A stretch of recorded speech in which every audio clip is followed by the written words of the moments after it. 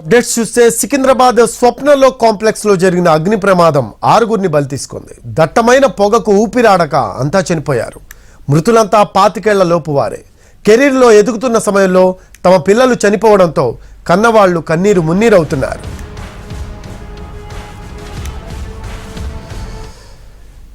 Secunderabad స్వప్నలో complex లో జరిగిన అగ్ని ప్రమాదంలో ఉమ్మడి వరంగల్ జిల్లాకు చెందిన 5గురు మృతి చెందారు.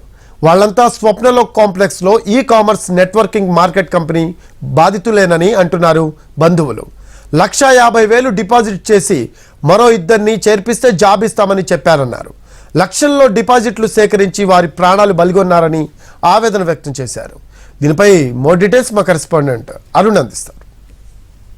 సికింద్రాబాద్ స్వప్నలో కాంప్లెక్స్ లో జరిగిన అగ్ని ప్రమాదంలో ఉమ్మడి వరంగల్ జిల్లాకు చెందిన 5గురు మృతి చెందారు. అందులో భాగంగా మనం ప్రస్తుతం చంద్రాయపల్లి గ్రామానికి సంబంధించినటువంటి ఉప్పల శివ ఇంటి దగ్గర ఉన్నాం. వాళ్ళందరూ కూడా కన్నీరు మున్నీరుగా విలపిస్తున్నటువంటి సిచ్యువేషన్ చూడొచ్చు. వాళ్ళ తల్లి చేతికొచ్చిన కొడుకు చనిపోయాడు, నాకు ఆసరగా ఉంటాడు, నా కుటుంబానికి భరోసా ఇస్తాడు అని నమ్మకంతో ఉద్యోగానికి వెళ్ళినటువంటి కొడుకు కాస్త రాత్రి చనిపోయిన అగ్ని ప్రమాదం సంఘటనలో మృతి చెందిన సమాచారం తెలిసిన తర్వాత వాళ్ళ కుటుంబ సభ్యులందరూ కూడా వచ్చి ఓదార్చే ప్రయత్నం చేస్తున్నారు. వాళ్ళ చెల్లెలు కూడా అక్కడే ఉద్యోగం చేసినటువంటి పరిస్థితి ఉంది. కానీ అక్కడ సిచ్యువేషన్ పరిస్థితి గమనించలేక అక్కడ ఉన్నటువంటి ఈ మల్టీపర్పస్ వాళ్ళ అక్కడ ఉన్నటువంటి ఆ సంస్థ కాస్త నెట్వర్కింగ్ ఇద్దరిని చేర్పిస్తేనే ఇంకొకరి ఉద్యోగాన్ని అందులోకి ఇచ్చినటువంటి డిపాజిట్ ను తీసేటువంటి ఈ విధానాన్ని కాస్త వ్యతిరేకించిన శివ చెల్లెలు అక్కడి నుంచి బయటకు వచ్చినటువంటి పరిస్థితి అయితే చెప్తున్నారు. ఈ గ్రామం నుంచి సుమారుగా 5గురు ఆ స్వప్నలోకంలో పనిచేస్తున్నటువంటి ఆ సంస్థలో జాయిన్ అయినట్టుగా ఇక్కడ కుటుంబ సభ్యులు చెప్తున్నారు. ఉమ్మడి వరంగల్ జిల్లాలో చూసుకుంటే కనుక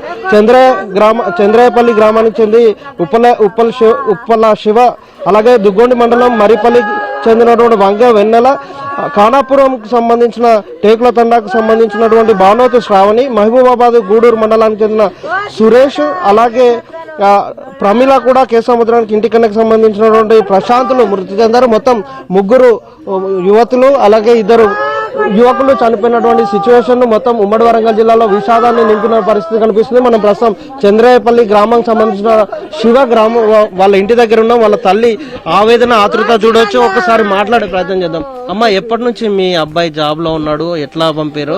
ఎట్లా పైసలు 1,50,000 కట్టినావు, ఇంట్లో లేకున్నా ఇదో అమ్మి కట్టినావు అత్తయ్య అని. అమ్మా నాకు ఇదొక్కటి చేయ అమ్మా, ఇన్ని రోజులు చదివించినావు కానీ ఇదొక్క పని చేయ అమ్మా అమ్మా అంటే వాళ్ళ బాబు అసలే అద్దన్నాడు. అయ్యో ఈ పారకు ₹1 రాలేదయ్యా, నేను మొన్న అన్నా కదా కొడుక పైసలు పోయినా మంచిదే, నువ్వు రా అన్నా, నువ్వు ఈయన చేసుకొని బతుకుతావు అన్నా. అయ్యా ఆ పర్సన్ ఇంకా 2 రిఫరెన్స్ చేయాలి, లెఫ్ట్ రైట్.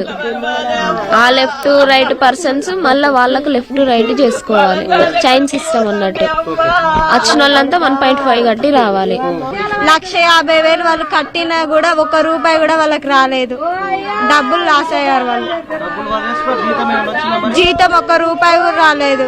ఈ ప్రమాద ఘటన తర్వాత ఒక విషయం అయితే అర్థమవుతుంది. ఈ-కామర్స్ బిజినెస్ వల్ల మోసం బయటపడుతుంది. అక్కడ అగ్ని ప్రమాదం చోటు చేసుకున్న సంఘటన ఒకటైతే ఈ-కామర్స్ కి సంబంధించినటువంటి నెట్వర్క్ తో మోసం చేస్తున్నటువంటి విధానం కూడా బయటపడుతుంది. దాంతో పేదవాళ్ళు వాళ్ళు తమకు చేదోడుగా ఉంటాడు, ఏదో ఉద్యోగం చేస్తే ఏదైనా అవకాశం ఉంటుంది, కుటుంబాన్ని పోషించుకోవచ్చు అని అక్కడికి వెళ్ళిన వాళ్ళు చనిపోతున్నటువంటి సిచ్యువేషన్ ఉంది. అక్కడ స్వప్నలో కాంప్లెక్స్ లో సరైన వసతులు లేకపోవడం ప్రమాదానికి ఆస్కారం ఏర్పడింది. అక్కడ ప్రమాదం లోటు ఒకవైపు, అక్కడ ఉన్నటువంటి లోపాలని ఎత్తి చూస్తే ఈ-కామర్స్ బిజినెస్ తో జరుగుతున్నటువంటి పేదల్ని మోసం చేస్తున్నటువంటి విధానం కూడా ఈ ప్రమాదంతో బయటపడిన పరిస్థితి కనిపిస్తుంది. కెమెరాన్ వాజిద్, అరుణ్ కుమార్, నర్సంపేట నుంచి.